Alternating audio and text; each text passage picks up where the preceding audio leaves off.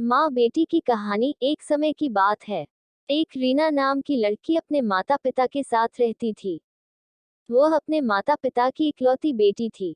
उसके माता पिता उससे बहुत प्यार करते थे, इसलिए वह जो भी मांगती थी उसे लाकर देते हैं। उसके पिता इतने ज्यादा पैसे नहीं कमा पाते थे, लेकिन फिर भी वह अपनी बेटी की हर इच्छा पूरी करते थे। एक दिन रीना ने अपने पापा से कहा कि पापा, मेरी चप्पल पुरानी हो गई है, क्या आप मेरे लिए नई चप्पल लाओगे? पिता ने अगले दिन नई चप्पल लाने का वादा किया। पिता अगले दिन नई चप्पल लेकर आए। रीना नई चप्पल देख बहुत खुश हुई और चप्पल पहनकर पूरे दिन मोहल्ले में उछल कूद करती रही। शाम को वह घर आई और चप्पल उतार कर सो गई।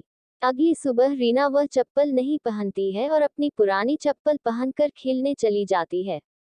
मम्मी से कहकर जाती है कि मम्मी, मुझे ये चप्पल पसंद नहीं है, मैं अपनी पुरानी चप्पल ही पहनूंगी। उसकी ये बात उसके पापा सुन लेते हैं। इतने में रीना बाहर खेलने भाग जाती है। रीना के पिता उसके पीछे गए और उसे अपने पास बुलाकर कहा कि बेटा, अगर तुम्हें नई चप्पल नहीं पहननी थी तो तुमने क्यों मंगवाए, और तुमने उसे कल पूरे दिन पहनकर रखा, अब हम इसे वापस दुकानदार को भी नहीं दे सकते हैं। रीना कहती है कि पापा, मैंने ये चप्पल मम्मी के लिए मंगाई थी, क्योंकि उनकी चप्पल टूट सी गई है और वह खर्चे के डर से कभी अपने लिए नई चप्पल नहीं मांगती है।